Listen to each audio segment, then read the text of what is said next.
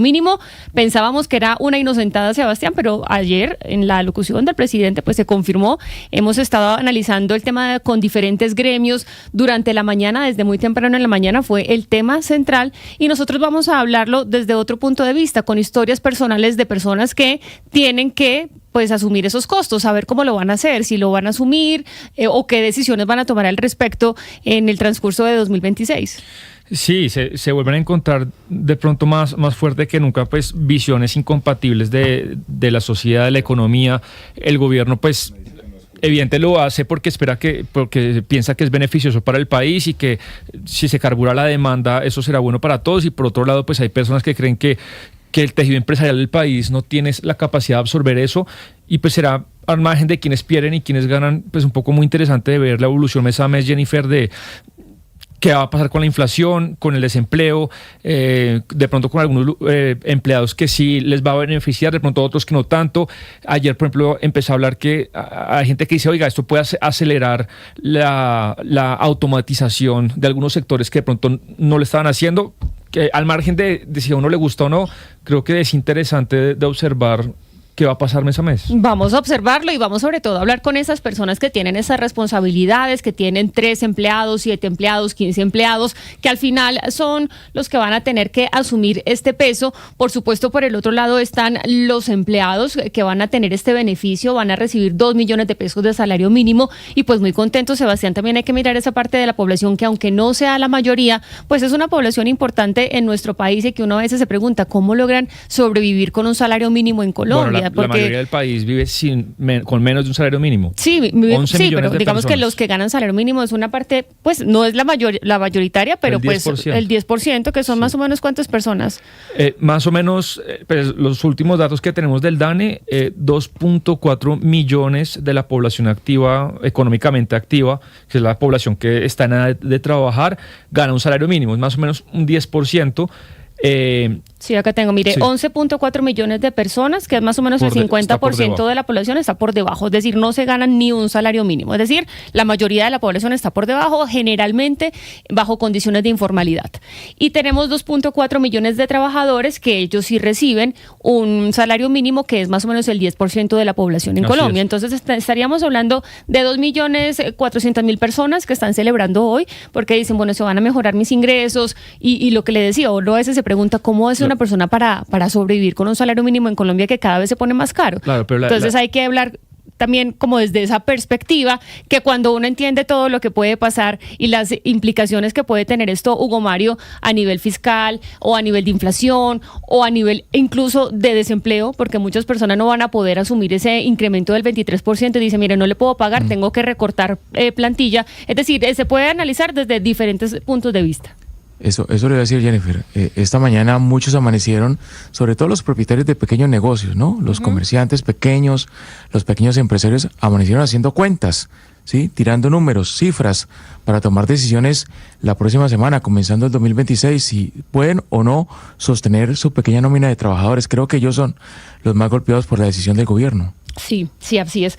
Estaremos y también una última cosa que quería decir, dígame. Que sí, siempre hablamos del salario mínimo, pero creo que importante, algunos se habla, pero me parece poco, es del salario bruto, que es realmente lo que cuesta todo, porque cuando se tiene un empleado pues en situación formal, pues una cosa es lo que uno recibe como trabajador, por decirlo así, en efectivo, que son, lo que le llega a la cuenta. 2 millones, pero otra cosa es todo lo que se debe pagar, fiscales, cesantías, etcétera, vacaciones, y queda más o menos, para redondear, en 3 millones, 2.970.000 y pico. Sí, acá le tengo el dato de lo que pagamos hoy, o lo que pagan hoy los empresarios o personas que tienen a personas contratadas en condiciones de formalidad. El salario mínimo es de 1.423.500, lo que usted dice, lo que le llega a uno.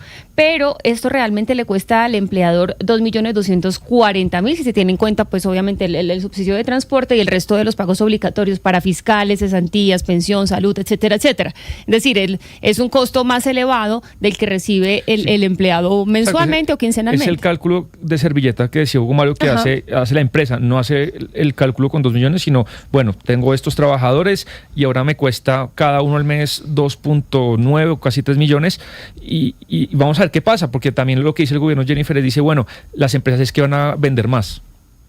Vamos a ver si eso termina pasando. En este caso, yo creo, y digamos que así indica la historia, Colombia ha logrado avanzar muchísimo, aunque se sostenga por otro lado que no es tanto, pero sí se ha avanzado mucho en el tema de la formalización laboral. En Colombia durante muchos años se pagaba por jornal, sobre todo en el campo, y se avanzó en ese sentido. Yo creo que ahora, con esta decisión del gobierno, esa apuesta totalmente populista y electorera, de poner el salario mínimo vital en 2 millones, que realmente son 3 millones para el empleador, se volverá a esas épocas en que se contrataba por horas, se contrataba de una manera muy precaria y se pagaba por jornal. El jornal de lo que produjera la persona que se contrataba. Es decir, vamos a volver a unos tiempos que ya habíamos pasado, sinceramente. Y lo hace un gobierno de manera irresponsable, como bandera de campaña electoral, porque siente que tiene que darle a su candidato, al señor Cepeda, que es su candidato continuista, gobernista, tiene que darle oxígeno porque se quedó en las encuestas, se quedó patinando en el 30 y pico % y no va a crecer. Y ahora con esta bandera electoral, por supuesto, más constituyente, más ellos en las calles diciendo, o usted me firma la constituyente, o mire que aquí le vamos a quitar los derechos, los que vienen le van a quitar los derechos adquiridos. Y entre los derechos adquiridos, obviamente van a meter el salario mínimo de 2 millones de pesos, que en realidad son 3 millones de pesos. Es una noticia muy lamentable para Colombia, lo que está pasando con el salario mínimo, y fue una decisión que el presidente Petro tomó olímpicamente, irresponsablemente y electoralmente. Excepto para esos 2.400.000 colombianos que se van a ganar esos 2 milloncitos de pesos, y con la teoría del presidente que dice, bueno, si hay más gente ganando más plata, pues van a movilizar o a mover la economía porque van a tener más para gastar, para entender un poco la posición del presidente.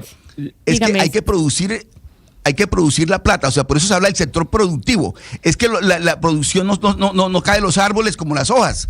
Hay empresas, hay industrias que son las que mueven la economía, son las que generan la riqueza y las que dan el empleo, no es el Estado. El Estado botaratas, gasta.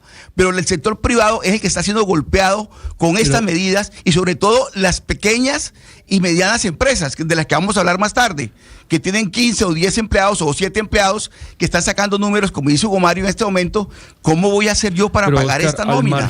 Al margen de las acertadas o malas decisiones que pueda tomar este presidente, yo creo que la gran deuda, ahí no estoy de acuerdo con usted, la gran deuda de los últimos gobiernos, 20 o 30 años, es la informalidad laboral. Es que es escandaloso el número, no ha mejorado, digamos, llevamos estacionados en un piso de 55% de informalidad décadas, y estos son datos pues oficiales, es decir... Pero con esto no va a mejorar, bueno, yo no estoy diciendo que va a mejorar, pero usted dice que antes ha mejorado. Los datos de informalidad de Colombia en el mundo son escandalosamente malos. Y es culpa de muchos gobiernos que no quisieron hacer las reformas o las decisiones para que eso pasara, pero ya hemos estancados en 55% de informalidad desde los 90, o sea, el piso no se ha mejorado, entonces, digamos... Y de hecho, por eso no es tan buena la noticia del salario mínimo de este aumento del 23%, porque es que la mayoría de las personas están bajo la informalidad. Sí. Si estuviéramos hablando de un 50% de personas en el sector productivo que trabajan como formales, estaríamos diciendo, bueno, es una buena noticia, pero es que estamos hablando solamente del 10% que se gana ese salario mínimo. Pero mira, estábamos hablando justamente de las medidas que están tomando, y hace poco, Sebastián, le cuento, estuve en visita por allá en Pereira, y me decía uno de los porteros, y acá también en Bogotá me lo han dicho, que van a automatizar el tema de la seguridad privada, es decir, van a barrer un poco con el personal y van a poner puertas automáticas, cámaras de seguridad, justamente pues para tratar de sortear todos estos aumentos de horas extras, de horas nocturnas que tuvimos durante este año, y eso fue antes del anuncio del 23% de este salario mínimo. Porque hay que sumar la cuenta que van a hacer las empresas, es sumar el mínimo, pero también acuérdese que desde enero entra en vigencia ya la totalidad de los artículos de la reforma laboral. Entonces, enero. Sí, en enero. Entonces, sobre todo el tema de los recargos, que ya empezó desde el 25 de diciembre, entonces se suman las dos cosas. Que esto fue poquito a poco, ¿no? Y ya vamos a llegar a enero pues con los ajustes que dice la ley. Vamos a hablar con Raquel Garavito, ella es presidenta justamente de Fede Seguridad, que es esta asociación que representa a todo el tema de seguridad privada en Colombia, vigilancia privada también. Gracias, señora Garavito, por estar con nosotros. Bienvenida.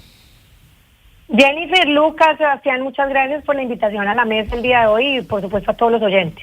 Y cuéntenos ustedes, pues, ¿cómo van a hacer? ¿Cómo van a hacer con estos anuncios? Ya estábamos hablando justamente de los recargos nocturnos y horas extras que fueron modificadas durante este año, que en enero ya van a tener ustedes que haber cumplido el tope de esa ley de esos de requisitos, y ahora con el anuncio de un 23% de salario mínimo. ¿Cómo lo toman ustedes y pues cómo van a hacer para asumir esos nuevos costos del servicio de seguridad privada en Colombia? No, pues la verdad es que la noticia es absolutamente lamentable y como lo vienen adelantando ustedes, sí se va a generar, digamos, unos números que no son, no son favorables para el consumidor. En últimas, no nos podemos olvidar que en el sector de la vigilancia las tarifas están reguladas. O sea, esto no depende necesariamente de la oferta y la demanda. Yo no te puedo hacer unos descuentos. Las empresas de seguridad, digamos, tienen unas tarifas reguladas y se vienen, digamos, 3 condiciones que hacen que para julio del próximo año el incremento vaya a ser descomunal. Entonces, lo primero, como lo estaban mencionando ustedes en la mesa, lo primero es que un cambio en el número de horas diurnas y horas nocturnas. Entonces, ese primer cambio hace que se tenga un incremento. El otro cambio es la jornada laboral. La jornada pasó de 48 horas a 42 horas, de manera progresiva va a pasar a lo largo del año. Y lo tercero es lo que pues, pasó la noche de anoche, valga la redundancia, y es un incremento descomunal del salario. Entonces, ¿qué pasa? Con todos estos cambios que se han tenido en el último año, cuando uno va a ver el ponderado, estamos hablando que el incremento en materia de seguridad privada va a estar por encima del 30%. De hecho, estamos hablando más o menos alrededor del 31,5%, que esto implica que a hoy estamos hablando de cerca de 4,7 millones de pesos mensuales en un turno de 24/7 horas. O sea, ¿Y de cuánto estaríamos hablando? Eso es por el turno completo, que ¿cuántas personas lo integran? ¿2, 3? 3, ¿verdad? 3 personas. Ok, entonces cada persona, ¿cuánto estaría costando a un empleador? Entonces nos tocaría hacer la división, perdóname, pero ahí sí me cogiste fuera de base, es la división de los 19 millones de pesos dividido en 3. Eso más o menos es lo que le cuesta. Entonces, ¿qué es lo que termina pasando? ¿Cuál va a ser la realidad de lo que pasa? Uno, o que el usuario decide disminuir el número de horas de vigilancia. Entonces, de pronto ya no tienes 24 horas, sino que tienes 18 horas o que tienes 12 horas de vigilancia. Esa es una opción. La otra opción que es terrible, que esa sí sería la peor de todos los escenarios, es que dejan de contratar la vigilancia privada, que pues es gente capacitada, que cumple con todos los requisitos de ley, y empezamos a contratar lo que llamamos los cuidanderos, que no están formalizados. Que no están regularizados. Es decir, le contratar a una persona que no está, digamos, dentro de una empresa y lo ponemos a vigilar nuestro edificio o nuestra cuadra, ¿es eso? Exactamente. Y la tercera opción es una que tú mencionabas ahorita en la introducción, que era la sustitución hacia la tecnología. Pero esto es relativo y no es tan real. Colombia todavía no está preparado para hacer una sustitución total, para hacer una migración total de la capacidad humana a lo tecnológico. Y además la implementación también es costosa. O sea, no es una implementación que tú puedas hacer de un día para otro.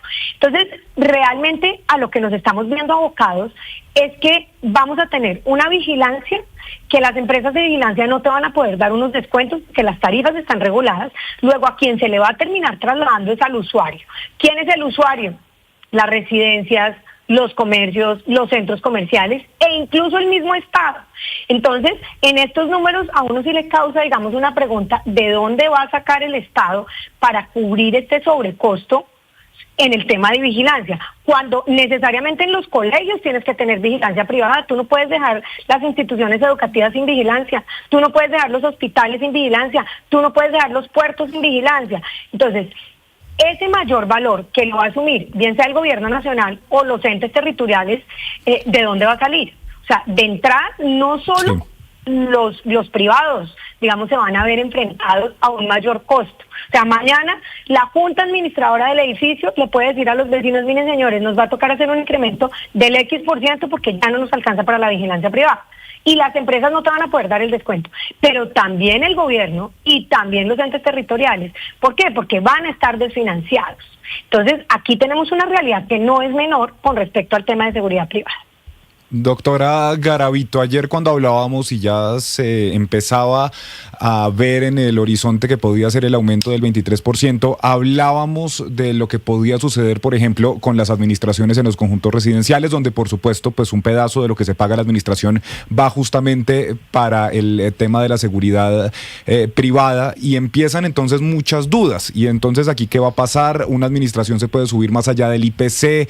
Aquí por supuesto empiezan muchas cuestiones a la hora de ver qué va a suceder. Otro de los temas es, por ejemplo, cada vez se ven más, sobre todo en Bogotá y en ciudades principales, que se reemplaza al vigilante, por ejemplo, por una portería, lo que se le conoce como un edificio inteligente, que realmente a veces termina siendo bien complejo a la hora, no sé, de recibir un paquete, de que usted le dejen algo en la portería. ¿Ustedes qué ven que puede empezar a pasar? ¿Qué tanto está ese fenómeno actualmente de reemplazar lo tradicional que tenemos, por ejemplo, por porterías inteligentes? Y a nivel de la cuota de administración, ¿esto está regulado? ¿Se puede subir entonces un 23%? ¿Ahí qué pasaría? Pues mira, la verdad es que esto ya se vuelve un tema macroeconómico de cada uno de los sectores. Nosotros en este momento lo que vemos y lo que está pasando en Colombia es que Colombia todavía no está preparada para la implementación de esta tecnología.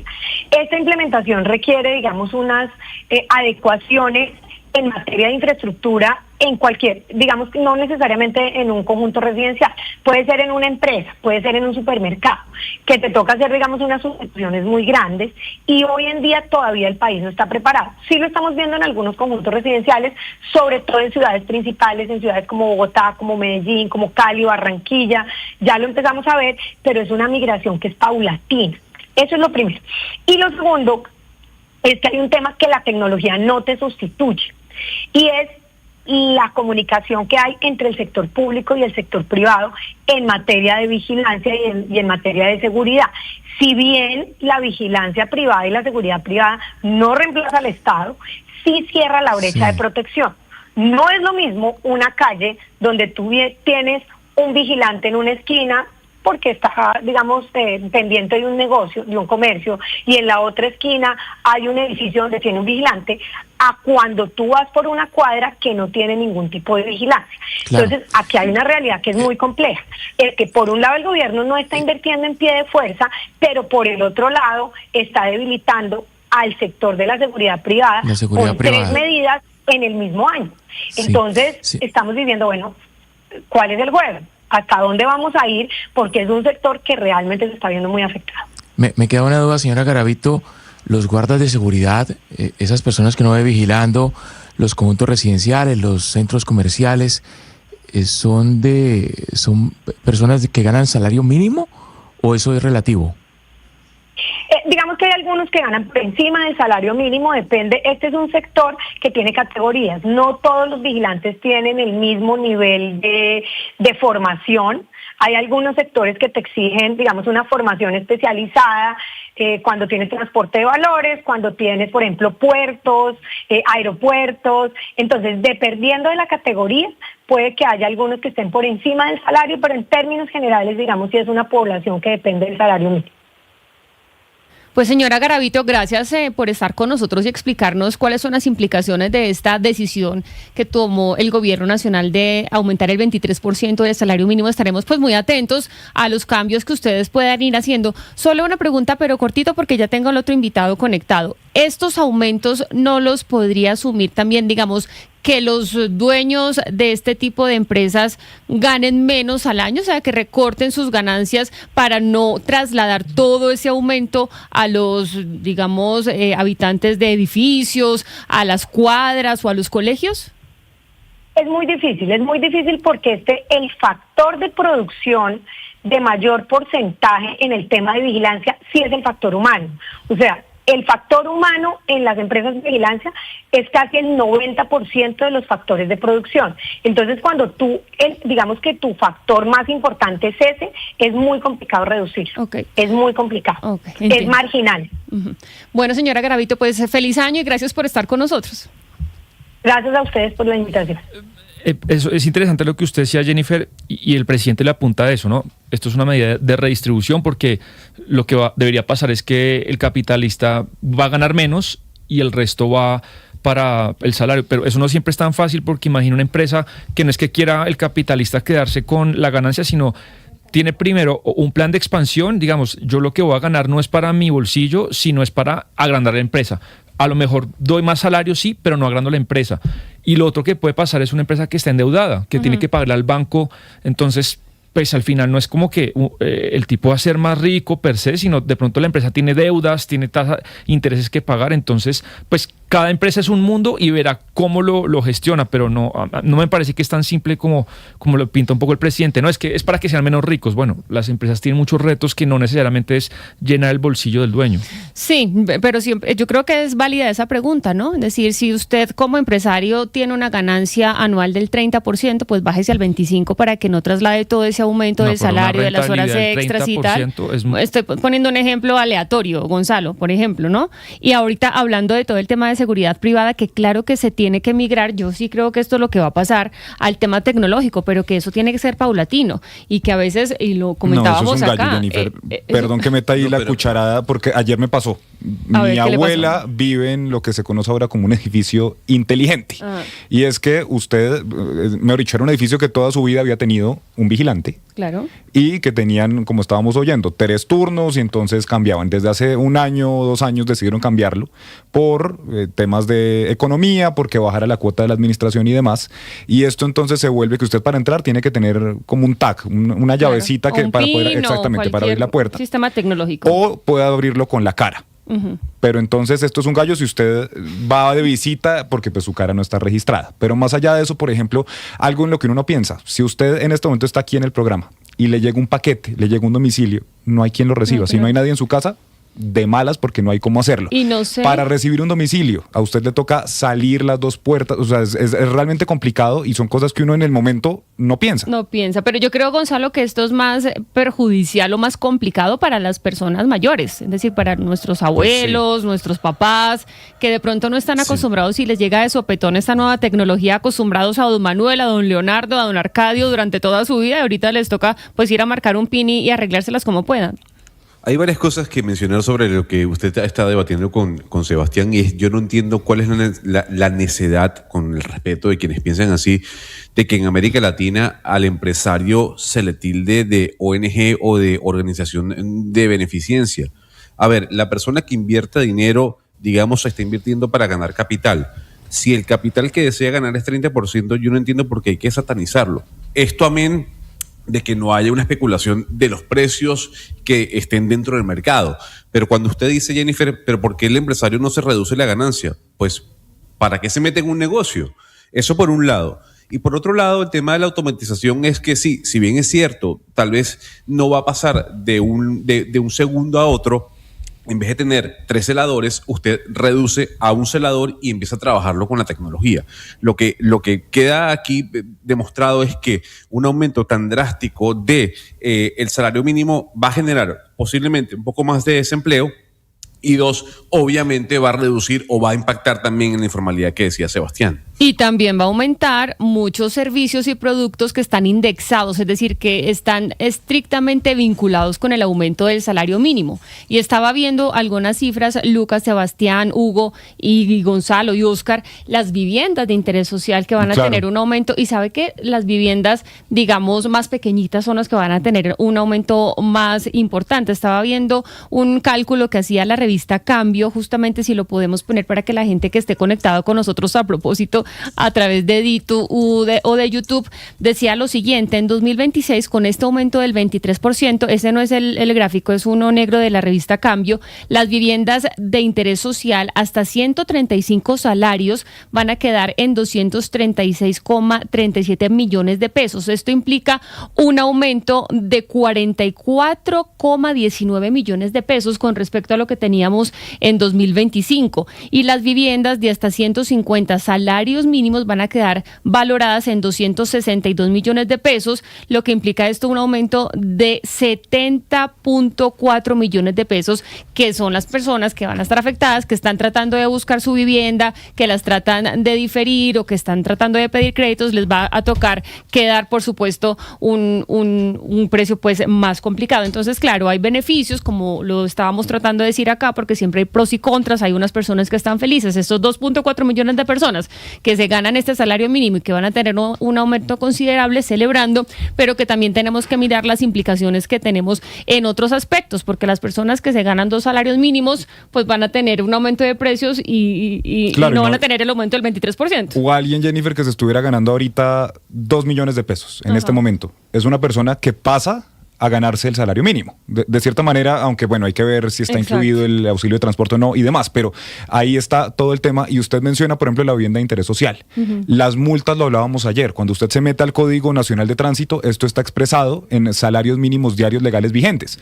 Entonces usted los trámites notariales. Hay muchas cosas, aunque acuérdese que igual el gobierno del presidente Petro, y eso sí hay que decirlo, desde hace algunos años viene intentando desindexar algunas cosas. Pero, por ejemplo, las multas está expresado en salarios mínimos diarios legales vigentes. Entonces, hay la categoría E, que es la más alta, 30 salarios mínimos diarios legales vigentes. A manejar bien, a no cometer multas entonces, porque no, pues eso siempre lo hemos debido hacer, pero ese es uno de los temas que está ahí indexado tal cual, porque se expresa justamente en esos salarios. ¿Y sabe cuál otro complicado? El de los copagos y las cuotas moderadoras que uno paga para la EPS. Entonces, si le costaba 50.000, le va a costar, no sé, hay que hacer el cálculo, pero le va a costar más. O Jennifer, los independientes, por ejemplo, que uno cotiza con base en el salario mínimo. Claro. A esa gente también le va a dar durísimo este aumento. Y eso es caro. Exacto. Cuando uno como independiente o como proyecto le toca pagar su prestación aparte, eso es carito. Exactamente. Entonces yo creo que son muchos factores. Usted dice que mucha gente se beneficia y que hay que mostrar lo bueno y lo malo, pero yo creo que siendo objetivos son más las cosas negativas que trae este aumento. Pues vamos a preguntarle a otro sector, a un sector hotelero. Es Raúl Parra, dueño de una microempresa. Es Amílcar, que es el dueño de un hotel que se llama Saraya, que es en Cúcuta. Amílcar, gracias por estar con nosotros. Y usted tiene 14 empleados, ¿no? Muy buenos días y un saludo cordial. Sí, Hotel Saraya en Cúcuta mi pyme familiar, y yo tengo la oportunidad de gerenciarlo. Tenemos 14 empleados en este momento, así es. ¿Y hace cuánto tiene este hotel? Bueno, este hotel lo hace mi padre, que es un migrante libanés. Lo hace en el año 2001, digamos que es la fecha exacta en la que se apertura. ¿En 2006? En el 2001. Año 2001. Y entonces usted tiene 14 empleados, todos formalizados. Usted paga sus prestaciones, los parafiscales, salud, pensión, todo esto, ¿no? Sí, señora. Sí. Todas las prestaciones sociales, los parafiscales, incluso el sector hotelero, que es un sector que no para. Trabaja 24 horas al día, 7 días a la semana, 365 días en el año. Tenemos una alta concentración en los festivos, en los dominicales y en los recargos nocturnos, que se han ido modificando desde, digamos que de que se ha planteado en este gobierno todo el tema de modificación laboral, ¿no? Que también tiene un impacto importantísimo sobre la carga salarial y prestacional de los empleados. Entonces, además de las horas extras y recargos nocturnos, que como hablábamos con la persona encargada de todo el tema de vigilancia en el país, usted también ha tenido pues que irse ajustando poco a poco en la nómina. Ahora tiene una nueva noticia, que es el 23% de aumento en el salario mínimo. ¿Qué va a hacer usted en este 2026 con esos 14 empleados que están a su cargo? Bueno, para nosotros es un impacto muy fuerte, la verdad. Yo lo decía en un comentario que hice a través de X, que el impacto que ha hecho las medidas de este gobierno, lamentablemente, para el sector es casi que irreversible. ¿Por qué? Porque primero que todo tenemos la reducción de la jornada laboral, que se ha ido gradualmente disminuyendo. En junio de este año ya van a ser 40 horas a la semana. Si a eso le sumamos que el recargo nocturno va a ser a partir de las 7 de la noche con un 35% adicional por hora, como lo decía, los hoteles no paran, el área de alimentos y el área de bebidas, por ejemplo, para brindarle a los usuarios el mejor servicio posible. Si le sumamos un tema que también está expuesto en paralelo a lo laboral, que es la sobretasa a la energía del 20%, que ya se viene cobrando a partir del año 2025, es un impacto fuertísimo sobre los costos de operación del sector hotelero, y ahora le sumamos este 23%, pues nos pone en una sin salida que hay que analizar de fondo. Inicialmente pues intentaremos subir las tarifas para ver si el mercado responde de manera idónea y podemos compensar con ingresos esa carga además que se va a dar. Para el caso de Cúcuta, porque todos los escenarios de la ciudad son distintos, en paralelo tenemos que decirlo con total sinceridad, y es que la ocupación hotelera de este año 2025 ha sido de las más bajas del país. Estamos por debajo del 40% en términos de ocupación a nivel de Cúcuta, y a nivel de norte de Santander cerca del 36%, y con una de las tasas de pago por habitación más bajas del país también, cerca de 200.000 pesos en promedio por alcoba. Entonces ahí se está generando un escenario bastante difícil de solventar, y bueno, yo creo que los primeros 2 meses del año van a ser vitales para tomar medidas, siempre jugando con los términos de los contratos, porque no es fácil también para un empresario acabarlos, y dependiendo del tipo de contrato que tenga, ¿no? A veces también es muy costoso si tienes contratos a términos indefinidos, de la gente que ya tiene un tiempo prolongado trabajando en las empresas, pues también terminarlos es complicado. Entonces es muy difícil la situación que vamos a vivir. Si a eso le podemos sumar de que en el escenario, sí, la escucho. Sí, Amílcar, usted dice es difícil, vamos a revisar las medidas y vamos a tomar medidas. Usted ya hizo el cálculo de cuánto sería el aumento por esos 14 empleados, y cuando usted dice vamos a tomar medidas, que necesariamente no es despedir, porque incluso también hay ahí un gasto, por ejemplo, los empleados que usted dice tiene hace muchos años y que tendría que liquidar, esas medidas pueden ser entonces trasladarle este costo a los usuarios, a los que lleguen a buscar los servicios hoteleros, a los huéspedes. Evidentemente que esa va a ser la primera medida, eso va a tener una implicación sobre los precios de los consumidores, por supuesto, y eso va a pasar en todos los círculos del comercio y de la economía en general, y en ese escenario pues también nos preocupa, proyectando la capacidad de apalancamiento en el corto plazo, que por esa motivación de tener el aumento de precios, el Banco de la República vea la necesidad de aumentar las tasas de interés que ya están altas, y entonces la forma de apalancarnos también va a subir los costos. Entonces estamos empezando a generar una dinámica de círculo vicioso y no de círculo virtuoso. Claro. Todo eso,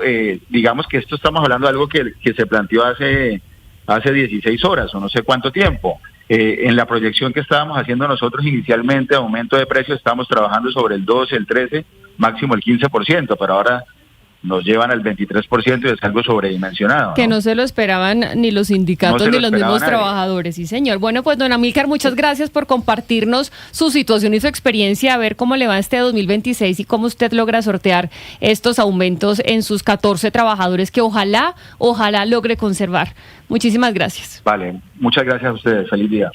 Pues está complicada la situación y casi todos los aumentos van a ir, o los recargos van a ir a los usuarios, o a los que consumen los productos, a los que consumen los servicios, etcétera, etcétera. En este caso, a los huéspedes del hotel. El presidente Gustavo Petro dice que lo que va a pasar es que la gente entonces va a empezar a consumir más, pero a mí sí me preocupa, Jennifer, que muy por el contrario, pues los aumentos también desbordados, pues lo que creen es como esa inflación que es muy grave, pero además que la gente sí deje de, por ejemplo, si se sube el hotel, entonces ya decide no viajar y empiecen más bien las empresas a reventarse porque no dan.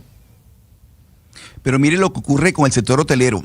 Por un lado, el gobierno de Petro, desde que comenzó, habló del turismo, vender al país para generar turismo, que el turismo fuera quien reemplazara los ingresos que el país estaba recibiendo por hidrocarburos, por gas y por todas estas cosas. Y resulta que ahora con este tipo de medidas, uno de los sectores que realmente se va a ver más afectados es el sector hotelero. Lo acaba de decir el invitado. Es decir, ellos no paran, son 24 horas trabajando. Ahí no hay manera de que la persona, esa empresa pare por un momento. Son 24/7, siempre, constantemente. Entonces, este sector turístico, el turismo, que era una de las banderas de Petro cuando llegó a la presidencia, mire de qué manera lo golpean las decisiones que está tomando. Y por otra parte, yo sí creo que inclusive yo creo que en algún momento, si es que existió esa mesa de concertación, que todo fue una farsa del gobierno para terminar tomando la decisión que tomó del incremento del 23%, si esa mesa de concertación llegó a funcionar en algún momento, yo creo que este tema debió tratarse allí.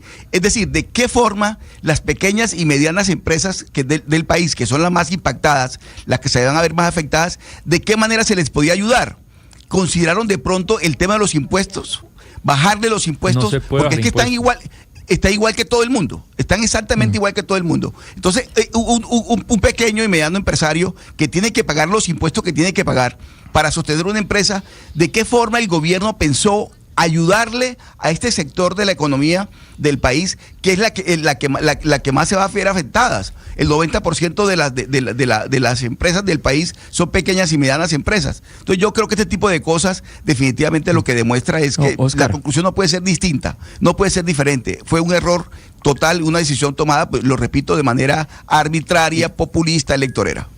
Y mucho me temo, ser que va esta medida a disparar la informalidad. Es que escuchábamos al propietario del hotel, y seguramente como él, otros comerciantes muy pequeños, propietarios de restaurantes, de pequeños negocios, van a dejar de vincular gente mediante el contrato formal, contrato laboral, y seguramente van a acudir a personal ocasional, ¿no? A los contratos por horas, por jornadas, a pagar sin prestaciones sociales. Creo que esta decisión va mucho, me temo, a disparar la informalidad en el país. Es un riesgo inminente que se aumente el tema de la informalidad. Pero mire, como le decía, hay unos que sí están viendo esto con buenos ojos. Doña Daisy Hernández es una de esas personas que está celebrando este aumento del 23% en el salario mínimo. Ella es una trabajadora del servicio doméstico. Nos dice, mire, nosotros estamos de vacaciones, pero yo sí les envío un audio contándoles pues por qué estamos contentos. Escuchémosla. Hola, buenos días. Mi nombre es Daisy Hernández. Soy trabajadora del servicio doméstico. Mi salario mínimo lo distribuyo de la siguiente manera: en arriendo, transporte, alimentación, muchas otras cosas en el ámbito educativo. Con el nuevo salario mínimo me ayudaría mucho, por lo que sería un poco más el ingreso y me ayudaría a solventar muchos pendientes que a veces quedan, porque no alcanzo a cubrir todo lo relacionado en el ámbito, en el entorno familiar. Pues el testimonio de doña Daisy, que pues obviamente unos pesitos de más, que es un aumento importante, pues le viene bien para sortear pues todos sus gastos, educación, salud, arriendo, que yo siempre me pregunto cómo hacen para vivir con un salario mínimo, por ejemplo, en una ciudad como Bogotá, que sabemos que pues puede ser muchísimo más cara que una ciudad como Cúcuta o una ciudad como Pereira. Entonces ahí está la otra cara de la moneda. Pero en el mismo ámbito de servicio doméstico tenemos a Juan Sebastián Cadavid con nosotros en línea. Él es CEO de Hogarú, que es una empresa grande a comparación del hotel con el que hablábamos, por ejemplo. Tiene 800 profesionales en Bogotá y se dedica a prestar estos servicios de trabajadores domésticas. Gracias, Juan Sebastián, por estar con nosotros. Bienvenido. Buenos días, Jennifer, y a toda la audiencia de Blue y a Mañanas Blue. ¿Cómo están? Bien, pues aquí tratando de digerir esta noticia desde diferentes puntos de vista. Ya escuchábamos a doña Daisy, que es una trabajadora doméstica, que dice, mire, muy bien, yo lo veo con buenos ojos este aumento, porque nos ayuda a sortear un poco los gastos que a veces no logramos costear con lo que teníamos. Pero usted, que trabaja y presta servicios justamente de servicio doméstico, o sea, usted subcontrata, ¿no? Usted contrata empleadas domésticas y le hace servicio a los diferentes hogares, oficinas y demás. Correcto, Jennifer. Nosotros tenemos operación en Bogotá, Medellín y Cali. Nosotros contratamos por medio de contrato a término indefinido, con todas las obligaciones de ley, a 800 mujeres en el país. Y esta medida pues definitivamente nos impacta.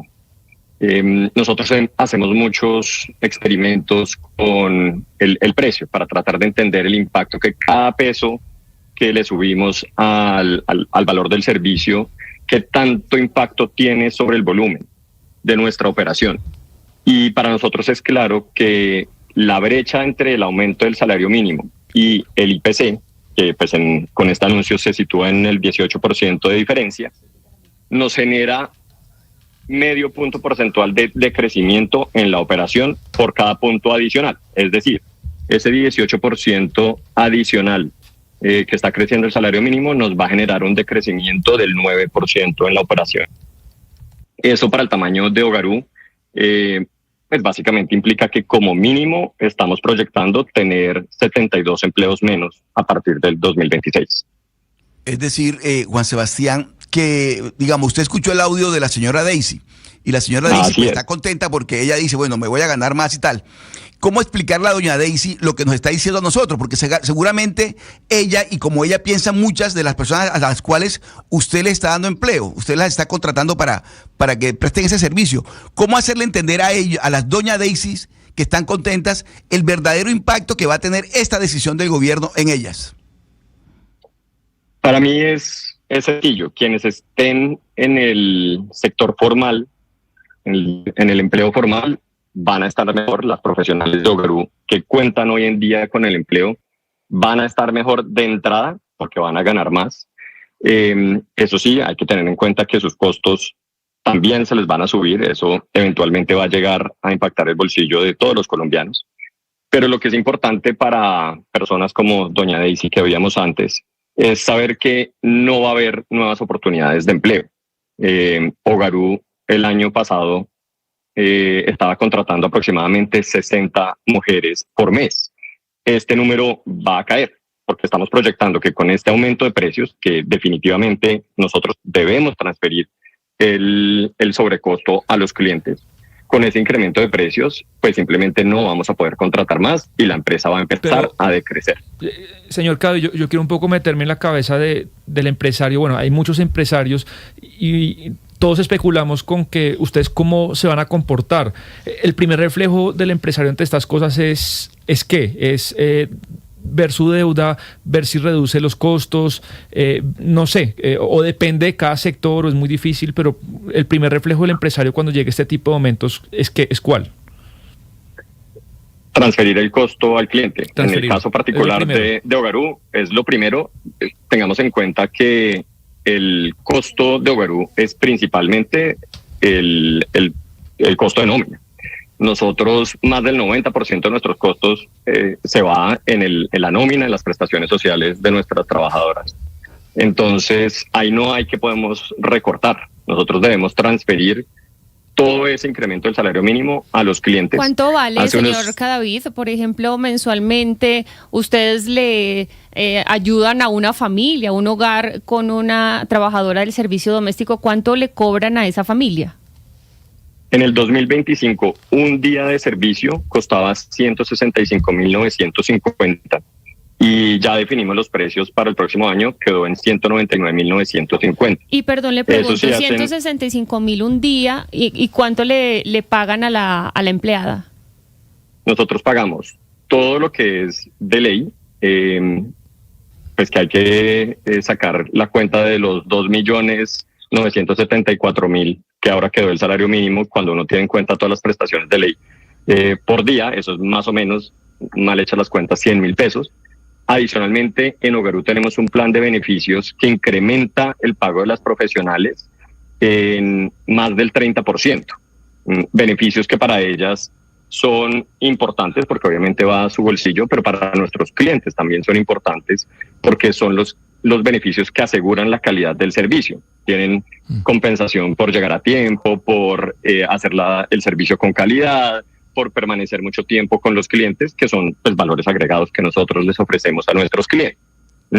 Entonces, ese sobrecosto pues también se nos va a subir con el salario mínimo.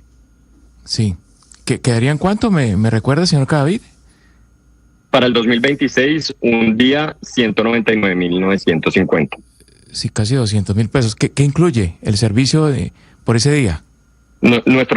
Nuestro servicio hoy en día son, aquí tengamos en cuenta que la reducción de jornada laboral también nos va a impactar en julio del 2026, pero hoy en día son 7 horas y 20 minutos de servicio en donde se hace aseo general de los hogares, limpieza pues de baños, cocina, lavado de ropa, planchado, inclusive cocina básica ofrecemos. El servicio usual de una trabajadora doméstica. Pues Juan Sebastián Cadavid, gracias por explicarnos un poco este mundo. Ustedes pues son una empresa considerada grande porque tienen 800 trabajadores y ya nos dice vamos a cortar 72 puestos de trabajo para 2026 justamente por estos aumentos, que es un golpe importante para este sector en Colombia. Pero bueno, estamos atentos a cómo les va en este nuevo año con todas estas modificaciones salariales que ustedes están teniendo que asumir. Gracias, Jennifer. Y a todos un feliz día. Adiós. Mire, Jennifer, a propósito de lo que nos estaba contando el señor Cadavid y del audio de la señora Daisy, a la señora Daisy también hay que decirle que obviamente esos 2 millones de pesos, cuando ya comience a funcionar el incremento, crece todo, crece el transporte, crece la canasta familiar, es decir, ese 23% inmediatamente se va a reflejar en lo que ella va a tener que gastar. ¿Sí me explico? Es decir, puede estar muy contenta, como mucha gente está muy contenta, usted lo dijo también en el comienzo del programa, 2.4 millones de personas están felices porque van a ganarse 2 millones de pesos, pero ese incremento inmediatamente se va a reflejar en los gastos que va a tener la persona, en la canasta familiar, el transporte, los útiles de aseo, todo lo demás igual, eso no tiene ningún problema. Pero lo que me pone a pensar a mí de lo que estaba diciendo el señor Cadavid, Jennifer y amigos de la mesa, es que el señor Cadavid es uno de los ricos, entre comillas, de los ricos de los que habla Petro. O sea, este señor es un empresario rico que tiene que dejar de ganar, porque según las cuentas él gana mucha plata, tiene que dejar de ganar para contribuir a que las cosas mejoren. No ganan mucho. El margen de utilidad no es que sea tampoco una cosa extraordinaria. Entonces usted no puede estrangular el sector productivo. Usted no puede partirle el espinazo al sector productivo. Está bien, todos queremos ganar y todos queremos ganar mucho y ganar bastante y ganar bien, pero eso tiene un costo y un gobierno responsable tiene que pensar exactamente en el costo que tiene ese tipo de decisiones, no solamente en la próxima elección, porque tengo que poner un presidente y un Congreso que me ayude a seguir con unas políticas. Tiene que ser responsable en el manejo de la toma de decisiones. El señor Cadavid es uno de los ricos que tiene Petro en la cabeza, Oscar, metidos, diciendo que es que esta gente tiene que sacrificarse para que los demás estén bien. Yo creo que las cosas no se toman de esa manera, porque el impacto que tiene esas medidas en un sector de la población son muy fuertes. Eso se traduce en desempleo, se traduce en informalidad, se traduce en precariedad laboral. Sí. Eso tiene un costo muy alto. Pero también hay algo que hay que destacar que dice Oscar, Jennifer, y es esa falsa dicotomía de que, bueno, yo agarro el salario y con el 23% no voy a sentir un golpe en el bolsillo. Pasó en Venezuela por mucho tiempo. Hugo Chávez utilizaba la retórica de la inflación, sobre todo la inflación culpando al sector privado, diciendo que era especulativo y que por esa especulación había tal inflación en Venezuela que él utilizaba ese recurso para el aumento de salario y digamos que equiparaba las tasas, no sin antes ver que una vez él aumentaba el precio o el monto del salario mínimo, los precios se disparaban y la inflación interanual en Venezuela rondaba más o menos el aumento del porcentaje que él anunciaba del salario mínimo. Gonzalo, mire, para que usted me explique, pero es que lo que usted está diciendo después del anuncio del presidente, en redes sociales todo mundo, desde congresistas hasta ciudadanos comunes y corrientes, estuvieron haciendo la comparación entre Hugo Chávez y Gustavo Petro. Escuchemos lo que decía Hugo Chávez hace unos años y usted nos va a decir si están atinadas esas comparaciones o no. Ahora bien, el salario mínimo a partir del 1 de mayo decreto su incremento en un 30%. 30%. Firmo el decreto. Cúmplase, señor vicepresidente y ministro. 30%. Firmado. Ayúdame, Silvia, por favor.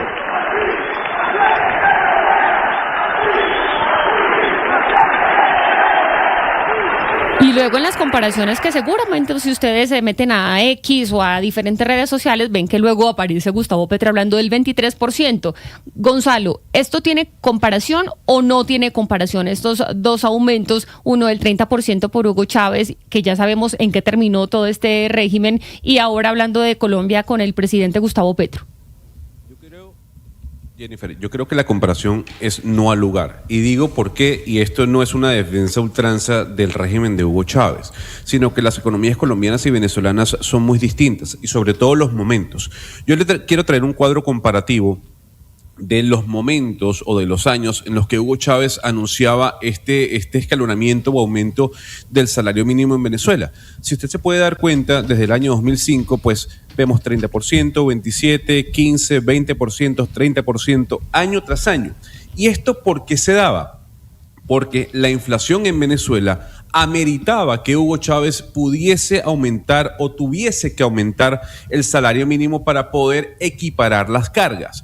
Pero no se daba cuenta que al momento en el que Hugo Chávez anunciaba el incremento del porcentaje del salario mínimo, los precios se volvían a disparar y generaba ese porcentaje de inflacionario interanual que al año siguiente tenía que ser opacado por el salario mínimo. Entonces, lo primero es entender, la inflación en Colombia no ha sido cercana ni siquiera a la inflación de Venezuela durante las épocas doradas de Hugo Chávez, que fue del 2005 al 2011 más o menos, que los commodities estaban disparados. 2, el Banco Central de Venezuela estaba regido por Hugo Chávez, no era independiente.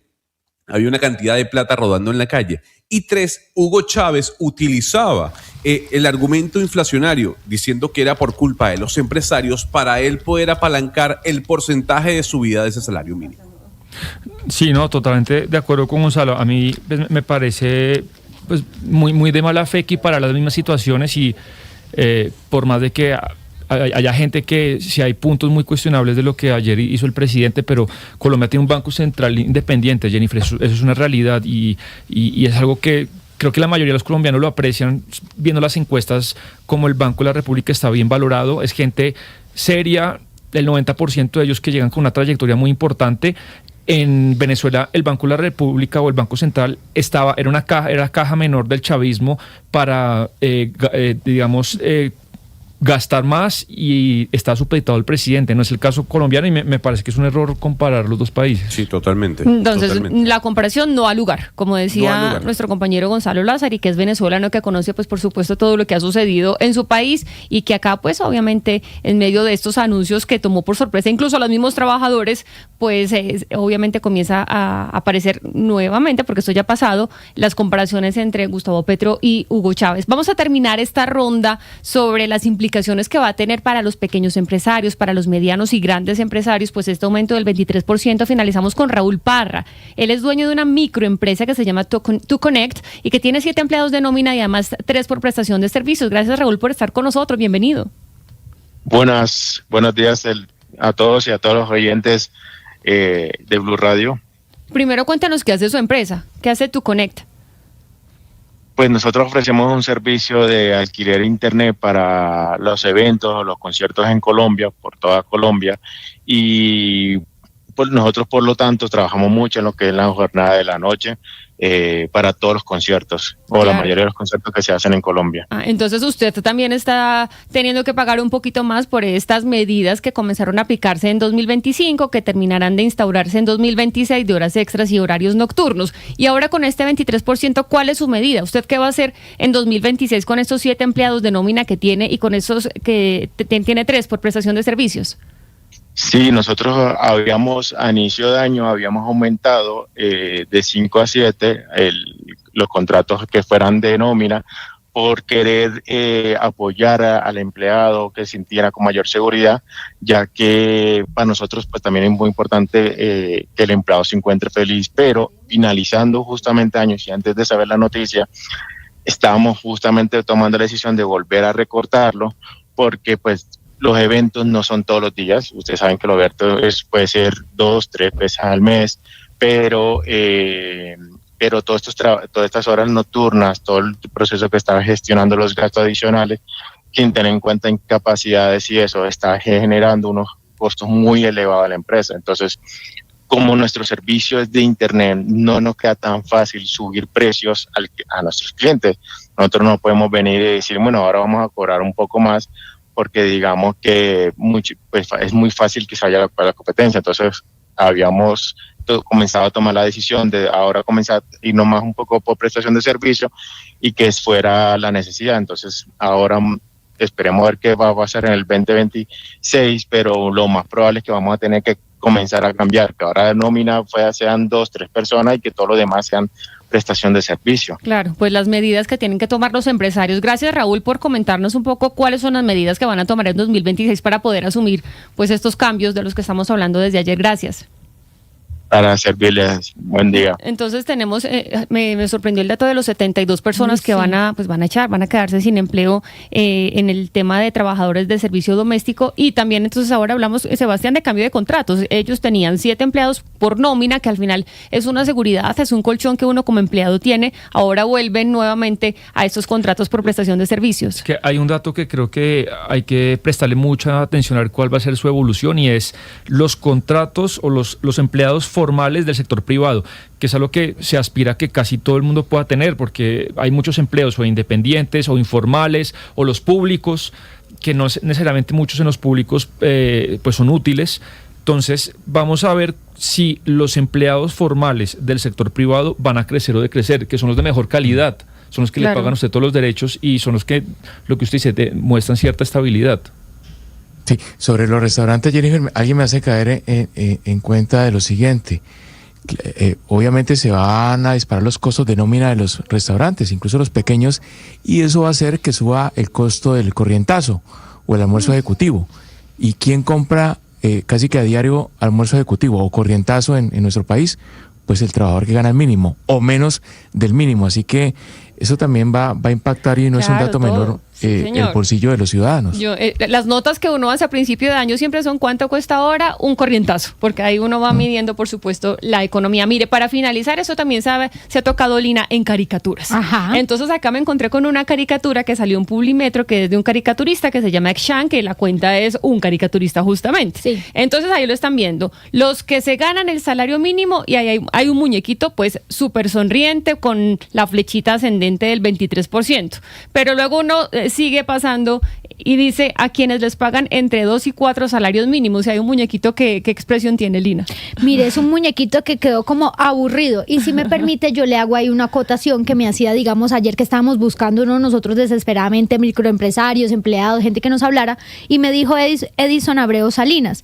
Y me dijo, no sé si funcione para el debate, pero con el aumento del salario mínimo se afecta directamente a las personas que ganan más de 2 salarios mínimos, como en el caso del muñequito de la caricatura, que no se benefician, decrecen. Es decir, una persona que en 2024 ganaba 5 millones de pesos equivalía a 3,84 veces el salario mínimo. Asumiendo que en 2025 le hayan aumentado la inflación, empezó a ganar 3,6 veces el salario mínimo. Esa misma persona le aumentarán en 2026 la inflación, queda ganando 3,1 veces el salario mínimo. Un escenario directo que va a la fuga de talentos, desmotivaciones para estudios universitarios y, en mi opinión, un golpe directo al concepto de igualdad que el gobierno juró defender. Es decir, hemos hablado mucho de del salario mínimo, pero nadie piensa en las otras personas que no les va a subir el salario, por ejemplo. Entonces, sigamos con la caricatura. Ajá. Tenemos a estos que se ganan entre 2 y 4 salarios mínimos, un muñequito. Aburridos. Sí, como sudando porque es el 35% más o menos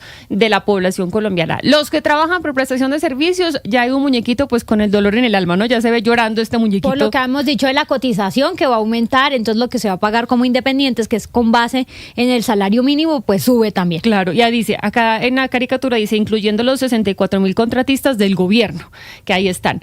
Ahora, otro muñequito, los dueños de pymes, que más o menos son los que hablamos mucho. Ahí hay un muñequito con gorra, básicamente pues ya destrozado, porque es el 90% de los empresarios, y los informales, que es el 50%, y ahí está el muñequito pues en un mar de lágrimas, literalmente, como lo dibuja este caricaturista. Es un poco el resumen en caricaturas de lo que estamos hablando. Que es muy grave, Jennifer. Yo creo que a los informales, ¿quién piensa en los informales? Porque, por ejemplo, listo, a los que les sube el mínimo, si suben los productos, va a subir la canasta familiar, va a subir el correntazo, ya lo decía Hugo Mario, van a subir los servicios. Pues claro, el que le subió el salario mínimo, perfecto, pero los informales no van a tener cómo pagar ese aumento, porque a ellos nadie les va a subir. La situación se ve color de hormiga. Oscar. Es una clase media, ese muñequito triste y aburrido que está allí es una clase media Una clase media que tiene unos ingresos muy limitados, casi siempre trabaja, hay 2 ingresos en el hogar, el señor trabaja, la señora trabaja, tienen una muchacha que les presta el servicio doméstico y demás. Esa caricatura, entre comillas, ese personaje que está allí, es el que más va a padecer esta decisión del gobierno de Gustavo Petro. Porque realmente el mínimo, el que se va a ganar el mínimo, pues va a pasar a ganar de 1 millón y tanto a ganar 2 millones. Pero esa clase media que se supone que que se iba a beneficiar con este gobierno del cambio, va a ser de las que más va a sufrir. Pero también la clase menos favorecida, los pobres, también van a sufrir mucho porque no va a haber manera de formalizarse, que es lo que es la aspiración laboral de todos. Claro. Tener un contrato formal que le permita prestaciones, vacaciones y demás. Eso va a ser, esa ilusión va a ser cada día más lejana en la medida en que los gobiernos, o particularmente el gobierno de Petro, toma este tipo de medidas. Una clase media muy afectada, terriblemente afectada, porque con los que hemos hablado hoy casi todos son clase media, y una clase pobre que cada vez menos va a tener la posibilidad de formalizarse, que es la ilusión que tenemos todos en la vida laboral. Sí, son las 11 de la mañana, 38 minutos.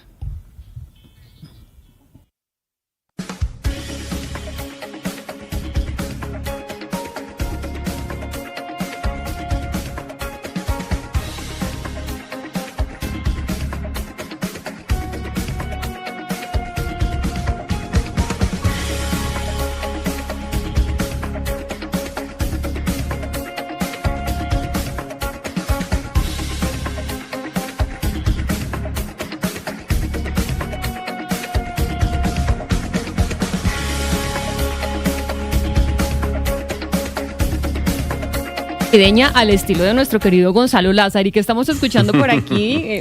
Nosotros le ponemos acá a Donay, que no sabemos por qué se casa, usted nos pone pues por acá una que además suena muy bien, me gusta, le cuento. Pues, a ver, Mele Caliquimaca es una canción clásica sobre todo en los Estados Unidos, es una canción